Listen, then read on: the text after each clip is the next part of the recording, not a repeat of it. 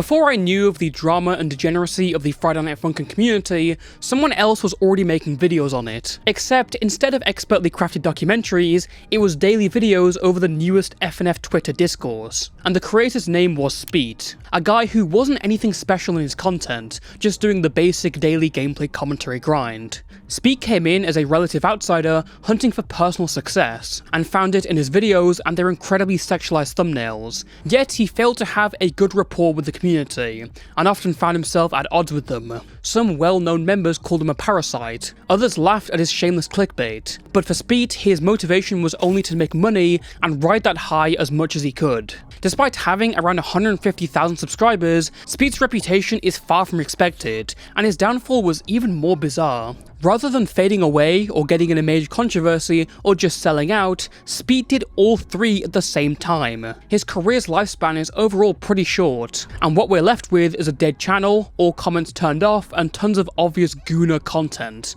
So what happened to Spete, and what compels a man to leave his online presence looking like this?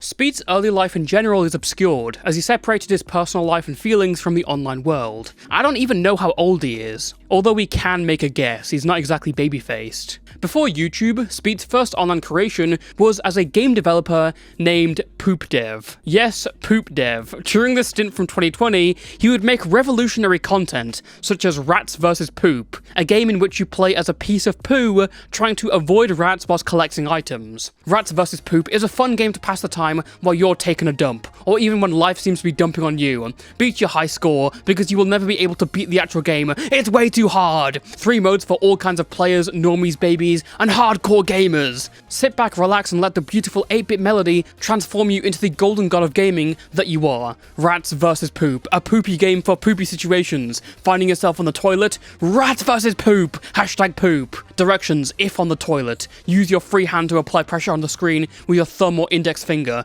Push your poop hero Chonkler left and right in order to avoid the mean rats that want to eat you. Collect Chonkler's favorite items like corn, teeth, donut/fruit cereal circles, and beans. Wow! Beat your high score over and over again. Play on 3 different modes. Play on yellow, normal if you want to feel how the original poop felt. Play on red, coffee mode to get the faster and most impossible experience there is. Coffee mode? Really? And then there is pink baby mode, when you just want to jam out with your poop and have a nice slow-paced time. Thank you so much for downloading my game. This is my first one, and yes, it's about poop! Sometimes, I think we all forget how hard the COVID pandemic hit certain people. Shockingly, this stupid baby game managed to get at least 10,000 installs on the Google Play Store, and although early, it is an indicator of how Spete saw his online work, not as a creative affair, but more as business appeal. Linked to the Poop Dev name, there's also an itch.io with a few more games, including Poop Shooter, an updated version of Rats vs Poop. The other 2 games, however, tell us a bit more about Spete's interest. The first of note is Minilad Apology, where you shoot dislikes at the disgraced YouTuber Minilad. This indicates that Spete was obviously interested in online drama, something that would form the key part of his YouTube channel. Later Twitter interactions show that he was directly interacting with drama and art commentary YouTubers. The other game on here was Bike-chan, a visual novel featuring large-breasted anime girls as the main characters, with a Happy Wheels clone included within. The reason I note this is because Spete was very obviously deep in online anime spaces, to the point that he would later cite the likes of Rev Says Desu, Hirohei, and Nuxtaku as inspirations. Obviously, you can see this as a progenitor to the incredibly sexualized thumbnails Spete is now known for. Spete had started posting short memes and videos, but after the pandemic would start doing commentary, covering general internet weirdos like James Charles, Cryotic, and Minilad. Success came quickly, as Spete began avidly covering the current drama around the infamous game developer Yandere Dev, a profession he had some prior experience in. Who wins the code-off, Yandev or Poop Dev? Spete would generally cover Yandere Dev's recent slip-ups, as well as the competition he was getting from another developer named Dr. Apis. A lot of these posts were well-edited facecam videos, yet due to Yandere Dev's fervent fanbase, they weren't all received positively. However, the suggestive nature around Yandere Simulator would give Spete the initiative to start including more sexualized thumbnails on his videos. Though the ride on the yandere dev train was solid, it wouldn't last long, and once he had to cover other drama topics, Spete's views would start to slink back down. But he had established an audience, and his coverage was at least decent, albeit a little patchy. Spete, following in the comments of another channel named Prisonmate Luke, would mistakenly claim that an animator named Antunes had commissioned NSFW art of a minor. He would soon correct that in another video, this time on Luke himself, but that one was not without its flaws either. Spete would mention another commentary channel, HarleyTBS, in a negative and misinformed light. Harley would contact Spete to correct it, and he complied, forming an online link between the two. Still, Spete didn't really have a direction for now, as 2021 was coming up. Thankfully for him, that year would start out becoming his best. During late 2020, the indie rhythm game Friday Night Funkin' would start to get a ton of love and popularity online. With its roots in Newgrounds, its appealing style and gameplay, and how popular the music would get, FNF began growing at a nearly unstoppable rate. But as with every evergreen community with a mix of adults and kids, drama was soon to follow. Add a first thought posting platform like Twitter to the mix, and everything becomes way more hectic. Spete began covering this plentiful field of drama, and his videos filled the need for the average viewer who couldn't wrap their heads around what was going on. And despite Spete's video quality leveling down to Twitch clips or gameplay commentary, the amount of videos went up. Insert fan art of girlfriend with big tits, and Spete would have hits. Whether it was NSFW animations or mods or whatever shipping discourse there was, Spete would cover everything controversial that was related to FNF, and his fanbase would begin to grow exponentially during early 2021. He also gained a presence in the community with his coverage of several FNF creators, such as Shannon Sunday, AetherDX, and Agotti, or A Guy on the Internet. His video on the latter would play a significant role in their downfall, and by this time, Spete had reached over 100,000 subscribers. The rush of fame is often a double-edged sword, depending on your intentions. On one hand, it's great that people are finally recognizing you after putting so much into your work, but on the other hand, you start to get imposter syndrome, wondering if you even deserved it and if all those fans are really there for you. In Spete's case, it seems that his content was very basic. He covered drama, he talked about the drama whilst playing a game. These kinds of channels are a dime a dozen, but they're very business-oriented. Any kind of subject they cover that isn't in line with their profits and more with their emotions tends to do pretty badly, so they stick to their lane until the paint runs out. The only thing these new viewers really learned about Spete, the only extracurricular reason they subscribed, was because he was a Gooner. And by God he was. Even past his YouTube thumbnails, Spete's Twitter was full of him pulling up hot anime pictures, retweeting them, asking OnlyFans girls and NSFW artists for interviews. I initially thought he was using this as a way to get into their pants, but it seems he actually did get interviews from them for his videos. Either way, this is a lot of gooning. Spete's meat was talking to him every day, he was recording videos one-handed, this guy's research level was Rule 34. And I mean that sincerely. One of Spete's biggest videos to date was covering controversy around the Versus Sky mod, a popular FNF mod created by BB Panzu. The dispute over this was regarding the character's age. BB Panzu said Sky was 12 years old, whilst the original creator of the character had said she was 19. However, the original creator was also around 11 to 12 years old. This was all sauteed in discussion about whether people should make NSFW art of Sky. My opinion, if the creator of it is 12 years old, I'd probably stray clear. The creator's sexual intentions don't really matter if the creator is 12, and that's disregarding all the insane stuff that happened with the creator of Sky. There is no reason to throw another match into the house fire. In his video with nearly 2 million views, Spete makes the argument that it's more about the intention of the drawing. Do I think people need to stop making not safe for work Sky art? No, as long as we know the intentions of the artist and know that they're creating artwork of just Sky, not Sky and the Friday Night Funkin' universe. Of course, there can always be artwork of people that are grown up. That is definitely something, but that, revolves around the artist's intentions again. Which is interesting because NSFW only really has one primary intention, to goon. I mean, it's not as if they're drawing Sky as some Greek goddess statue, they're doing it to ogle at her. Despite Spete's condemnation, quote-unquote, of the Sky NSFW, he still received a lot of criticism from other people for his thumbnail, which still used NSFW art of Sky. Spete defended his position time and time again, confidently ignoring the creator's age and saying it didn't matter. But this incident would follow him and his reputation, until something else eclipsed it. During June 2021, Kolsan, another FNF modder known on Twitter for his work on the FNF HD mod, got in some controversy. whilst in an argument with someone else insulting his work, Kolsan made a poor taste joke as they had just posted about having their cancerous tumour removed. The whole thing became drama, but Kolsan and this person eventually settled things privately in DMs. Yet that wasn't the end of the situation for Spete. Despite being told by Kolsan that the whole thing was already over, and Spete responding by being very nice and promising to not make a video, Spete went back on his word after Kolsan got into some minor drama. I already knew his account was kind of about making drama, and when I saw that he was going to tap into that, I just personally DM'd him and I told him not to drag it. It was just unnecessary. Like, I already resolved everything with the person, or like I was making amends rather. And he said he wasn't going to do it. What actually made him do it, when he saw me talking to the user Ramen Noodles, like, he made the video afterwards, and that's when I had DM'd him and I was like, why the hell did you do that? You said you weren't going to speak on it. He was like, well, I felt like you were using your platform just to on other people once again. And I was like, but that's literally not what it was. You can literally read that we ended up making up on top of that too. And that ended up with me and Ramen Noodles hating Spete. And it just kind of went from there. In his video, he made multiple mischaracterizations of Kolsan. For example, he framed it as if he promoted his mod and rubbished the apology after they settled things privately, which is not true. Spete also accused Kolsan of weaponizing his audience to go after a cancer patient, which from all archives also seems like a gross mischaracterization. Kolsan never told anyone to go after these people, and he never disagreed with the person because they were a cancer patient. He wasn't hunting down people who had just tweeted about going on chemo. This only started because of an argument they were having. Throughout Spete's career, you'll see this as a bit of a recurring theme. His position is that creators are fully responsible for their audience and whatever action their audience takes. I find this to be a completely unfair and cooked mindset. Unless they directly instructed or heavily influenced their audience, creators cannot be held responsible for the individual and independent actions of thousands of people. You simply cannot go on that line, and it's such a shaky position to stand on, especially as a commentary channel. This motion was further strengthened in Spete's mind when Kolsan saw the video and went on a Twitter tirade insulting Spete. Like, I just really realized that he was a blight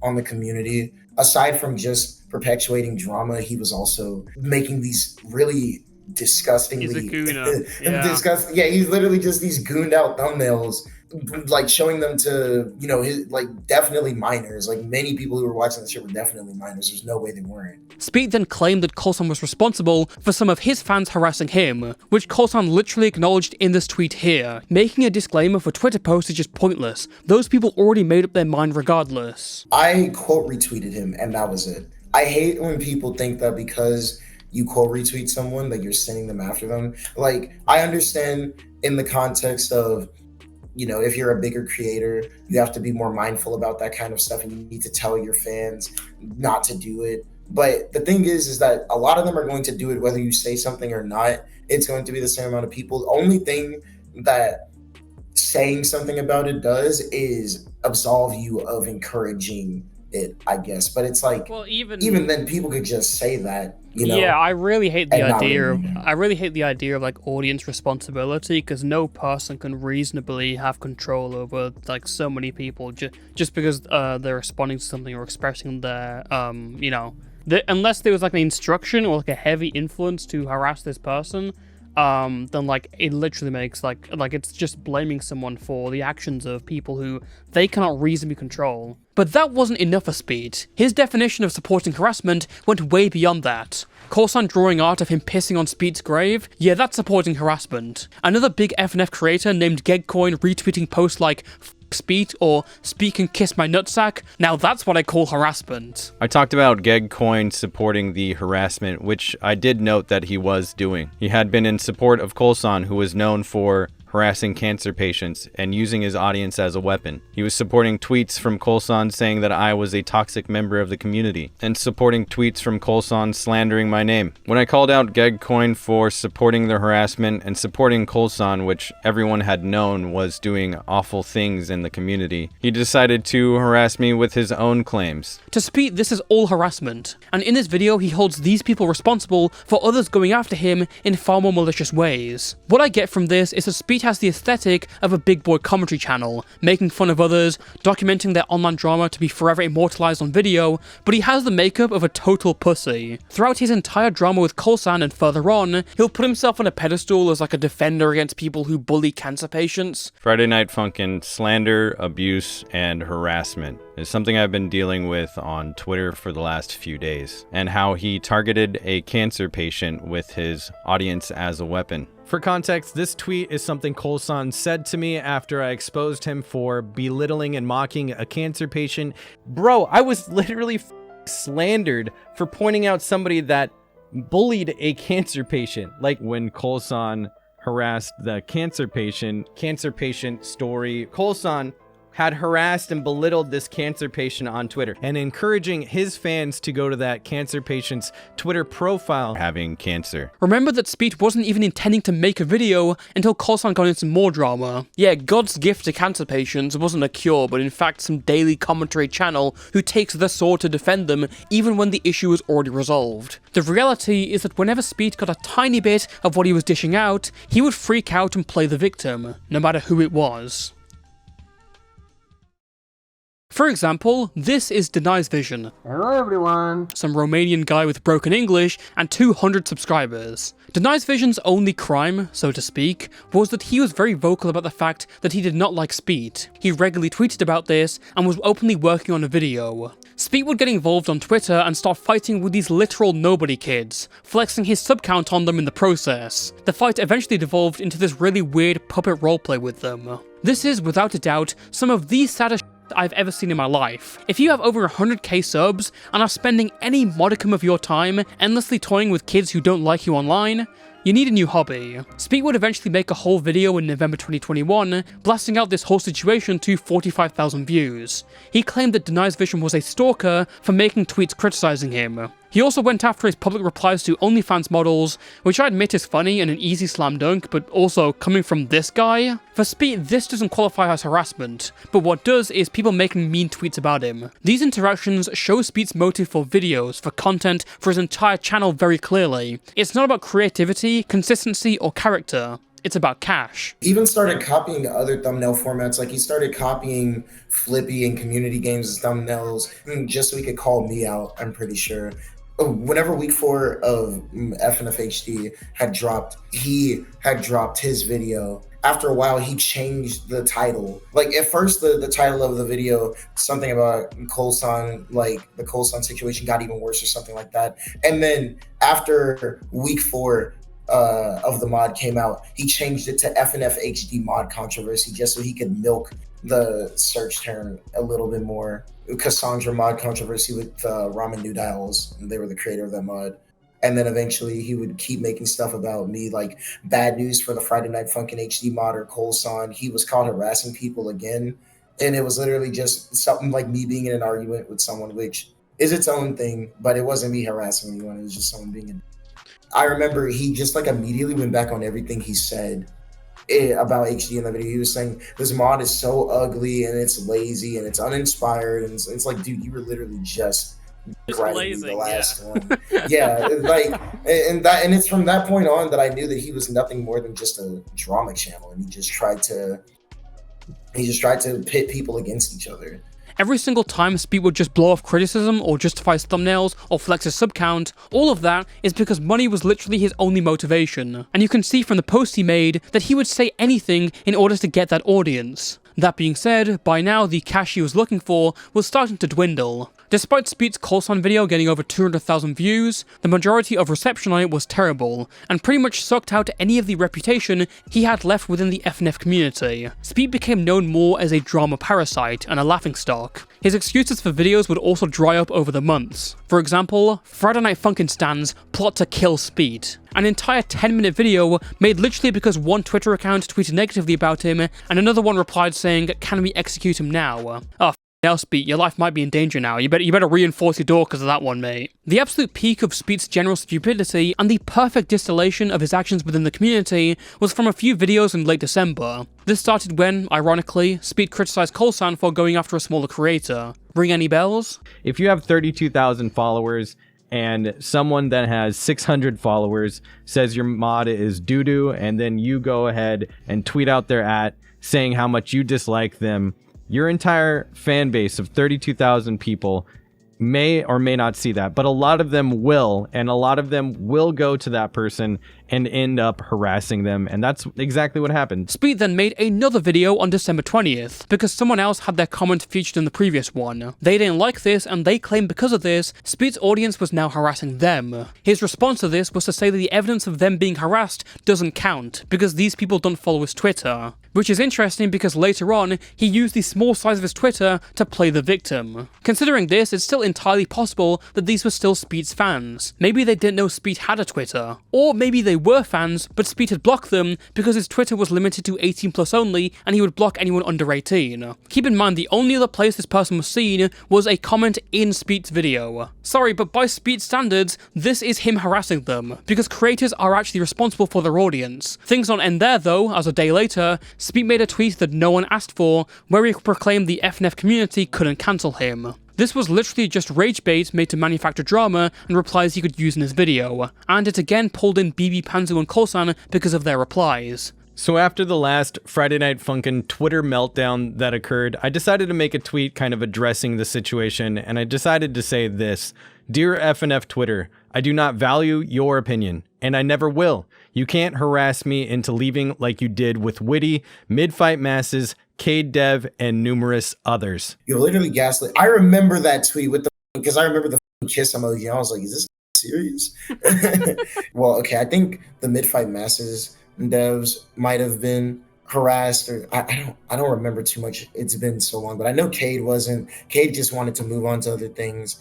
And Sock Clip wasn't harassed either. I think with Sock, it was just that they didn't like the way some people were treating Witty as a character, or maybe they just wanted to separate Witty from FNF. I genuinely can't remember. It's been that long. Furthermore, Spete goes on to imply that BB Panzu is endangering minors because he retweets suggestive artwork on Twitter. Again, look who's talking. By this point, Spete's audience was sick and tired of hearing every video of his being just a rehash of the last one but with one added tweet, and his average views had pretty much plummeted. Clearly, he would say literally anything to put a spin on his argument, regardless of whatever standards he had set up before. Although I used to be an asshole back then, I really hope people do not think that Spete's videos are any true showing of what I was actually doing. If they do know, you know, the real shit that happened, that they would just move on from it the same way that I have, because I can't fix my stupid ways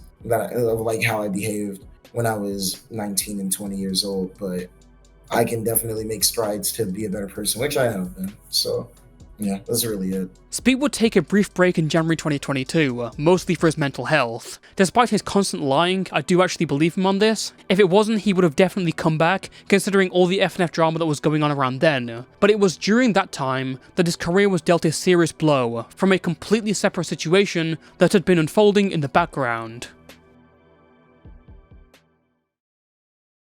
Back in July of 2021, Spete had crossed paths with another art commentary channel by the name of Miss ZiZi, who was approaching the 100k mark. The reason was fairly innocuous, as Spete was making a video about a YouTube kids animation channel that used FNF and Among Us characters. The channel was notable for having API-coded weirdly sexual themes, and the reason ZiZi was involved was because that same channel had trace over her art. Spete would then make a video covering and condemning the channel. 2 months later, ZiZi would make a video on this animation channel, which subsequently blew up and became the most popular on her channel. So what was the issue here? Well, in her video, ZiZi purposefully didn't mention the name of the animation channel, specifically because she didn't want people to harass them. However, she did mention Spete by name in the video, talking about his video that he made on the channel, citing it as the reason she found out. This user was informing me about someone who was apparently using my art without permission. They originally linked me to a video by some dude called Spete, at least that's how I think you pronounce it, talking about inappropriate Friday Night Funkin' animations. Just in the first few seconds, this popped up. Oh no way. Okay, upon seeing this, I had to double check because I just wanted to make sure I was seeing that right. Despite how obvious that it was traced, I was in denial, so I decided to track down the original video and yeah, it's traced. Whilst this isn't bad on its own, the only mention of Spete in this video caused some of ZiZi's viewers to assume he was the tracing channel. As a result, some of these people would then go over to Spete's channel and begin harassing him. Now, the reasonable option for this is to just ignore it. Clearly, if you misinterpret ZiZi's mention, look at Spete's content which is clearly not the same, and still take that as a go-ahead to harass him, you're so low IQ that trying to placate you would be a waste of my time. However, instead, Spete would DM ZiZi, demanding her to cut out any mention of him because of the vicious harassment he was now receiving. Please keep in mind Spete's idea of what harassment is. ZiZi saw this but didn't reply because she had a serious anxiety problem and was intimidated by Spete's massive sub count, which is pretty dumb. I mean, serious anxiety and you're doing online drama videos? You're in the wrong place, my friend. In October 2021, Spete would get a false copyright strike from someone by the name of Angel Comics, likely a fan of ZiZi's who was on their crusade of vigilante justice against a guy who wasn't even doing it. This did put Spete's channel under threat, and I understand why it would be intimidating. Angel Comics' claim was obviously false, but to appeal copyright strikes, you have to give out your full legal name and address, or a PO box if you have one. From there, the claimant then has 10 days for legal action, otherwise the claim gets resolved. It's understandable Spete would be worried and uncomfortable about giving out his personal details, but his response was to make a video with ZiZi's profile picture center in the thumbnail, talking about the copyright strike. This would lead Miss ZiZi to leave a comment apologizing. Spete, I am very sorry for the situation. I never named the channel out of fear that I'd be judged for not being the bigger person. That's on me, I just have my own reasons for doing so. I've updated my description and pinned comment clarifying that you aren't the thief. I thought I was clear in my video. I guess I wasn't. Please know I wasn't being malicious. Okay. Issue resolved. ZiZi has now clarified on her end that Spete wasn't the guy doing it. She updated her description and pinned comment. Except Spete would then demand that he still be cut out of her video entirely, since he was still getting accusations of stealing art. Spete clarified that he believed that she wasn't malicious, but that people were just stupid, and that his copyright situation would be going to court, which by the way, it absolutely wouldn't. Both of these people are too broke to afford a lawsuit, let alone one that might even be international. ZiZi would reply saying she could not take out the segment because it would throw the structure of the video off. Spete then responds saying the harassment he was getting was far more important than the video structure, and threatened to file a privacy complaint if she didn't take it down, which is also not how that works. Privacy complaints are for taking down private information. It's not the Facebook button that says I'm in this photo and I don't like it. Already, we're seeing a disconnect between these two people. With ZiZi, it's pretty dumb that her excuse for not cutting out a part is that the video structure will suck, but I still find myself siding with her because she has already clarified that Spete was not the person who was copying her. What we're seeing is an establishment of Spete's view that will run this whole situation. As seen before, Spete believes that creators are responsible for any and all actions their audience does. In ZiZi's case, she had made a comment that caused some people to believe something else. She had now apologized and clarified. For me, this is where the conversation should have ended, not with a privacy complaint threat. Eventually, they took it to DMs and Spete would get his way, with him taking down his video in return. But there was still bad blood left behind with the two of them, as ZiZi then tweeted out that Spete had threatened her with legal action in her announcement, and that Spete was a big weenie, direct quote, who she'd heard horror stories about from other YouTubers. Now this tweet is just inviting more trouble and screams privately behaviour, especially when she said privacy complaints are legal actions, which they are not. So of course Spete would respond again, making another video clarifying the copyright strike, how Angel Comics had tried to extort him, and how it's all ZiZi's fault that this random fan of hers struck him. I asked them several times that, they're affecting me, that I have a copyright strike against my channel because of the video. And they, made these statements saying, it's not my fault that someone issued a false copy strike against your channel. You should take it up with them. It's not my fault that people are misinformed and think that you're stealing people's artwork, when it absolutely is. It was entirely her fault. Spete would then reply to ZiZi in DMs, saying this: "Many people have said I could sue you for defamation and win because of the strike I'm dealing with. That is actually looking pretty reasonable right now, after reading your tweets about me. A privacy claim isn't legal action, but I'm sure you could care less about the finer details about things. You should watch what you say. If this copyright claim goes to court, I will be looking into what I can do about the damages you and your video have caused." Now this is very clearly a legal threat, and the situation here was taken from 0 to 100 instantly. This is completely out of left field to take someone to court over this kind of stuff, and it screams lawsuit. What would the defamation even be? Her hearing weird stories about him being a weenie? If the privacy complaint not being legal action was the only part, this would most likely get thrown out of court in an instant. There is little to any reason for him to make this whole situation about ZiZi other than being personally slighted, especially considering the fact that Angel Comics was a bigger channel than ZiZi at the time, and it'd be way easier for your own sake to focus your efforts on them. Angel would even outright state that her copyright dispute was before she even knew who ZiZi was. So for Spete to act like ZiZi was responsible completely contradicted what Angel Comics was saying. Spete was very clearly overreacting and over his head here, thinking that this is in any way the right move. Even unprivating your video about ZiZi is only adding more to the aspects of this hypothetical court case, but the Streisand effect does what it does, and the situation would go beyond what it had been. So many times, both parties had the opportunity to just leave it there, but Spete had taken it to a new level. Over 2 months later, while Spete was on break, Miss ZiZi would make her own video on him, giving a personal timeline of the events. The video doesn't really add much, other than the fact that it did well for ZiZi's channel and the timing was effective. Spete wouldn't respond until his break was over, only posting months later on February 6th, 2022, with the comments disabled. The video is a real mixed bag between decent assertions and completely illogical arguments. For example, Spete tried to claim that this message to ZiZi was not an obvious threat to take legal action. I want to clear some things up about the DMs that I sent to Miss ZiZi, because I think some people are under the impression that I sent these out of left field and that I only sent them to her in order to threaten her, when Miss ZiZi had gone on Twitter to talk trash and to spread a deliberate lie about me where she says that I had threatened her with legal action. So my DMs to her were a reaction to her lying about me. Now, to clear things up about the mention of court, this isn't me saying I will take Miss ZiZi to court. The copyright claim is already going into a legal route, if you remember what I have said from earlier in the video. So this is already on its way to going to court if it actually goes through. That is what I am talking about here in this DM. Now, a lot of people want to twist this into I'm saying, I will sue you, Miss ZiZi, when this is something I never said. I never claimed that I had the right to sue Miss ZiZi. I never claimed that I had solid evidence enough to actually sue her.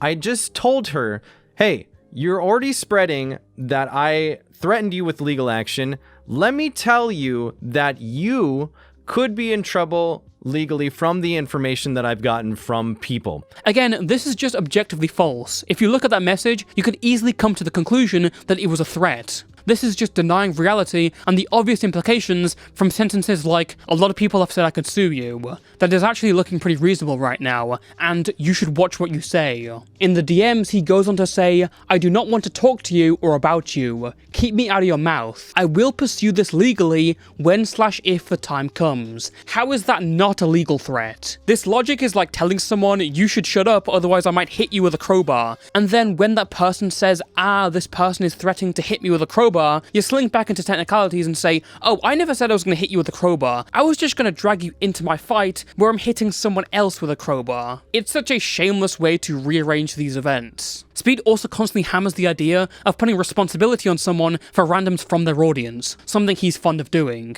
Angel Comics reaches out to Miss ZiZi on Twitter asking for help, claiming that I have stolen her art. I find it hilarious that Miss ZiZi was saying, oh, this isn't my fault, and then the person that's issuing me a false copyright strike is directly asking for help from Miss ZiZi because she obviously saw the video and was misinformed by it entirely. So, the person who struck you reached out to me, and that must mean I caused it.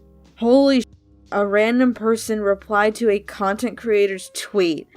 Yeah, dude, that's so wild. Okay, bear with me, because this is painfully obvious, alright? Angel Comics reaches out to Miss ZiZi on a random tweet, and Angel Comics says this, hello to everyone, the @Spete also stole my art shamelessly. I open thread. She wouldn't use the word also, unless Angel Comics thought that I had stolen Miss ZiZi's art shamelessly as well. Showcasing your experience where you do issue copyright strikes against somebody stealing your art will tell people that that is the way to handle it if it happens with them.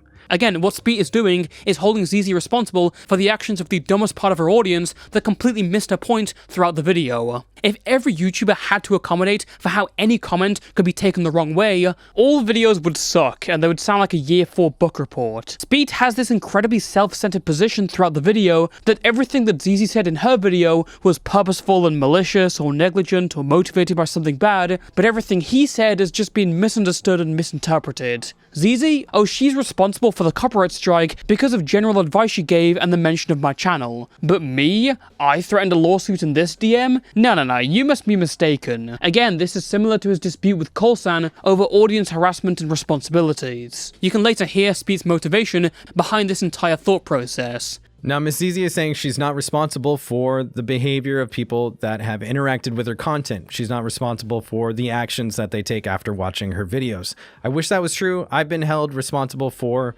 people's actions after they've watched my content.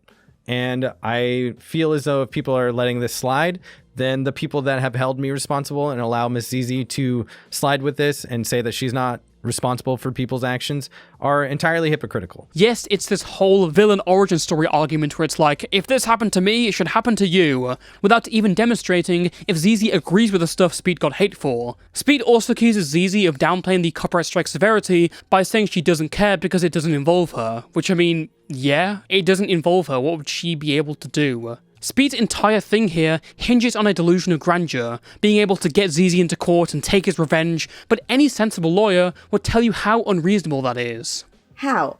How is it possible that in this DM you claim you aren't being malicious, but then straight up lie like this? In your video near the end, you seem to understand that what I did was a mistake, and yet you still chose to paint me in this way? You can't play both sides like this, you dunderhead! Let me clear something up here. Miss ZiZi says, how is it possible in this DM you say you claim you aren't being malicious? Is she saying that I'm claiming that I'm not being malicious and then I go and lie? Like, I don't know. Like, this has to indicate that her reading comprehension is absolutely balls terrible. I say here in the DM, I know you didn't do anything maliciously. Good point, dude. ZiZi was assuming you weren't acting maliciously, but actually, you weren't acting maliciously. Owned, bitch! I think her statement was less from the part where you said she wasn't acting this way, and more from the part where you're saying, I already took it down. I hope you know this wasn't meant to be an argument, battle, or drama. I genuinely was reaching out to another content creator for help. I wish you the best. Thanks for the help. And then you turn around and completely 180 after she makes like 2 mean tweets about you. Whilst this is not a complete look at Spete's 40-minute video, because who the hell has the time for that, I think this shows all the information and defenses that are relevant or actually developed and not just condensed rambling. And to be fair, there are a couple of points worth giving to Spete. For example, ZiZi never posted these tweets posted after the issue was resolved. Obviously because this petty and unnecessary jab would make her look worse. Spete also noted near the end that he still believed both parties were in the wrong in some way and admitted he did want to change. And this was at least something true and something to look forward to. However, this was still not the end of this drama, but instead the beginning of a new phase. In early January, prior to Spete's response, HarleyTBS had covered the drama between Spete and Miss ZiZi in their own video. Harley's video remained fairly reasonable, mostly going over the same faults of Spete that I've shown here, whilst also holding ZiZi to account. As we talked about before, Spete and Harley had known each other as far back as the Yandere dev coverage. Whilst they weren't best buddies, they were at a level to which Harley DM'd Spete prior to his video, saying he was still cool with him and open to other stuff in the future. In response to Harley's video, Spete would then post a segment in his response, essentially dismissing Harley as a bottom feeder and taking issue with his thumbnail's quotes. The fact that other people ran with this, these other bottom feeder channels, specifically one that I was going to work with until they made this video where they paint me as a person that said, I'm going to sue you, Miss ZiZi, which is something I never said and never wanted to say to Miss ZiZi. And they also painted me as a liar, but it's like, dude, I really need to know if there's another word out there that describes what Miss ZiZi did other than describing it as misinformation, because nobody has given me that answer yet. Harley would respond in a now deleted Twitter video, pointing out how Spete's message clearly had intentions of lawsuit threats. Spete then responded, saying he never specifically said "I'll sue," and leaked DMs where Harley confronted him after the video for calling him a bottom feeder, accusing him of holding grudges from Spete's old video on prison mate Luke. Spete would also wrap up Just a Robot into this, saying that he never really liked him, showing DMs where he talked about another YouTuber looking like a pedophile and calling him sensitive. As Jar obviously pointed out, the irony of calling another YouTuber sensitive whilst having your comments turned off is hilarious. Harley and Spete then went back and forth on Twitter, with Harley prepping a video, Spete accusing him of not watching his video and being a narcissist, Harley telling Spete that he caused this and now he's crying about it, and then Harley went at Spete for his NSFW thumbnails in a fanbase populated mostly by children. Spete would respond saying he'd change his style of thumbnails as the fanbase brought in more children, and the two came to more of an amiable conversation, but it wouldn't stop the videos. On February 22nd, Harley posted a response video that rebukes a lot of Spete's obvious points. Again, it's a pretty solid video that hits many of the marks I would have in this position. On February 27th, Spete would post his response, titled "I do not like HarleyTBS," and the video is much the same as the last one. To be fair, he starts off the video going at Harley's old cringy rap career, which admittedly is very funny. Harley, I think you should quit YouTube and go back to rapping. Do you mind? You a pussy, don't do that fucking child shit. Not done though, I still rap, bro. I got titties on the map, yo. It's a trap, bro, like fate. Oh. John in Tennessee, go ahead. What you want to say? That shit is fucking trash, dog. The video does point out some fair things, like the omission of DMs and Twitter posts in the timeline, but in general, its only source of positives is from cheap jabs and shaky arguments. In one clip, he refutes Harley and says the entire argument is about semantics, but even in semantics, Spete still looks bad. This entire drama was artificially extended by Spete constantly saying that this was an illegal threat. Near the end, he also makes a greater evil argument, saying that there are so many other things in the world that are going on, and yet Harley's making a video on him. This is just a very obvious and desperate deflection. To end this is extremely petty, and I do not care if I lose viewers, support, or subscribers. There are bigger things going on in the world at this moment, and this needs to stop. Harley would respond to Spete's video in late February on a stream where he reacted to the video with a bunch of people, including, me? I'm not gonna lie, I was very confused seeing me here, because I do not remember the stream at all or why I was here. I didn't even know Spete or have any opinions on him at the time. But I mean, you can hear me in the video or left a comment on the highlight,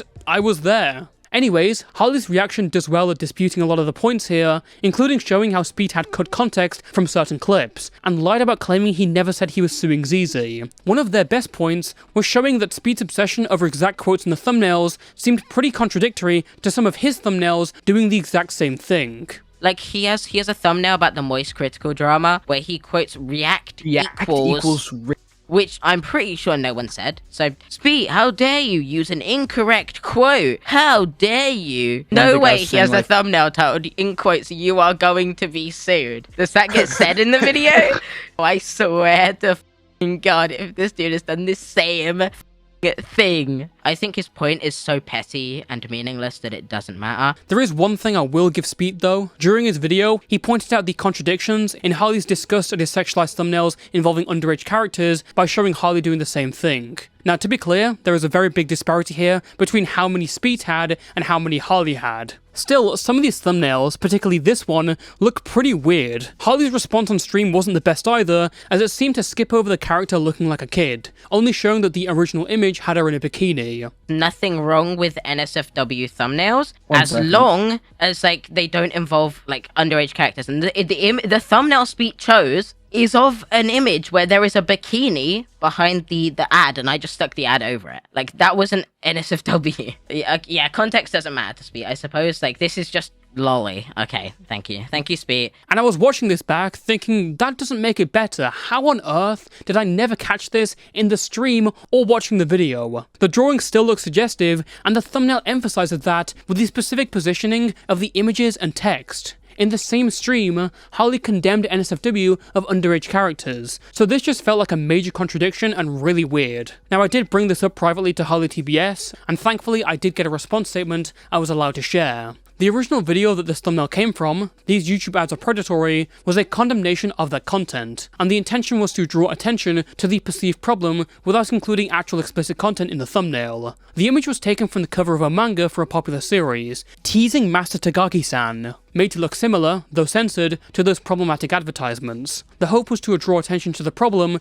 and have YouTube remove these ads. When we discussed this on stream, which was edited down to become "This YouTuber slandered me, Spete," I think the line I had drawn was that I didn't think his thumbnails were okay because they included actual NSFW artwork of these underage characters, where my thumbnail included safe for work artwork, which had been centered with the advertisement logo to reflect the content discussed in the video and then criticize it. However, looking back, I can understand the problem with the thumbnail and I can admit that it was in bad taste. I do not make thumbnails like that now, and I have not made a thumbnail like that in several years. I also have a video coming out, Why I Quit Commentary, that discusses the reason I've been removing a lot of content from the channel that I no longer agree with over the past year, totaling hundreds of videos, and the intention is to continue doing that until the channel can reflect the current values I hold. I've been making videos since I was 14, and in that time, I've grown to learn that a lot of what I considered okay, and a lot of what I believed was okay because of the actions of others, should never have been. I appreciate the criticism, it's a fair point. I want to be transparent about how I've improved, and I want to know when I can make an improvement.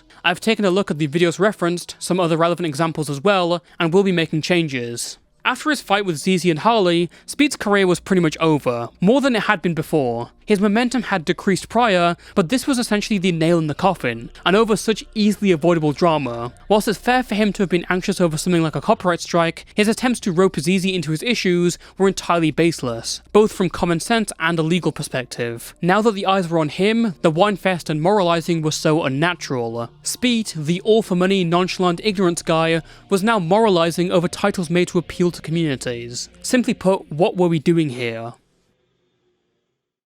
Over the next month, Spete would go dark, apparently playing Elden Ring whilst the haters were seething, or something like that. Spete's stint as a commentary channel was over because no one took him seriously. Not the general drama audience, not the FNF people. So, rather than pick himself up and move on, he decided to double down on the gooning. Spete had already started posting as a VTuber on a new channel named 5'9", which had instantly turned into baiting thumbnails with softcore anime erotica, and the same fate was soon to fall on his main account. First, his commentary videos started getting shorter, then he did videos where he showed art on Rule 34 and made videos reading the comments. Soon his voice wasn't even there anymore, replaced by a text-to-speech voiceover. And then, forget the Rule 34 comments, he's just gonna add voices to the comics. These thumbnails and videos were very obviously extremely suggestive, trying to bait viewers in for probably the saddest wank of their lives. Oh my god, it is an actual coal mine here. Oh my god, that's crazy. It's actually, it's so bad. Spete had gone all in on the sexual thumbnails, and there's several various interests that came with it.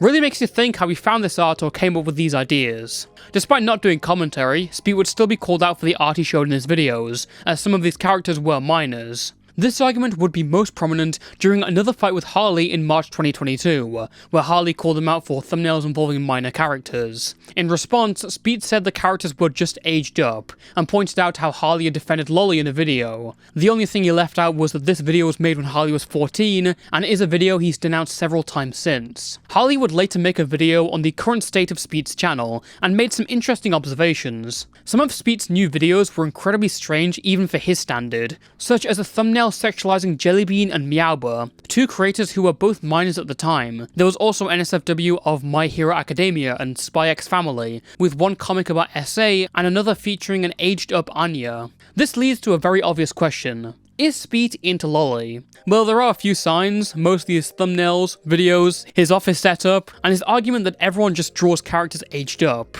There's also his supposed influences, people like Rev Says Desu, Hirohei, and Nuxtaku. One of the most telling signs to me is that he would constantly refer to his haters and detractors as antis, a name commonly used by lollicoms online to refer to those who find them disgusting. Antis is a big term in there, either using it to just dismiss a critic, or note down how many antis have been exposed as real pedophiles whilst going at them. Spete would post his last video on his VTuber channel on May 6, 2022, and a month later on June 14th, uploaded his last main channel video titled Ash and Hypno Make Friends. So it's a fitting end, I guess, to have your last video be a softcore comedy smut comic mentioning hypnotism, cuckoldry, and pedophilia.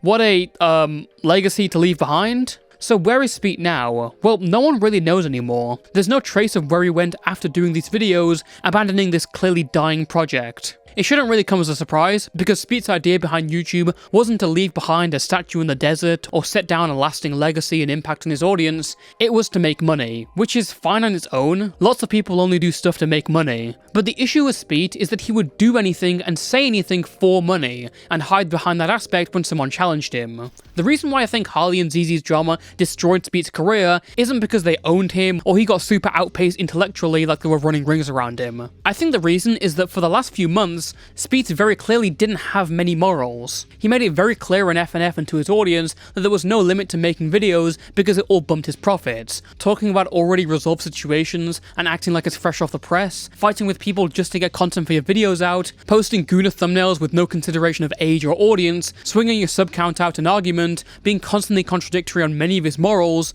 For Spete, money was the motive. So when the tables were turned on him, his moral posturing about how he was getting slandered just didn't work. A real moneymaker would have just ignored it and continued. The truth is that money was both the motive for Spete, as well as a feel-good way to ignore genuine criticism. Every word that these random people said actually got to him. And that's really the lesson here. You can put on a facade and say you're not bothered by anything, but when you make videos like these ones, and when you tie your emotions to this, that facade breaks. One little lie is easier to maintain than an entire collection of pretenses, and these can easily break when you lose sight of your own shield of cope. And also, never goon. That's probably the most important part. Thank you for watching, and until next time, stay safe and stay toasty.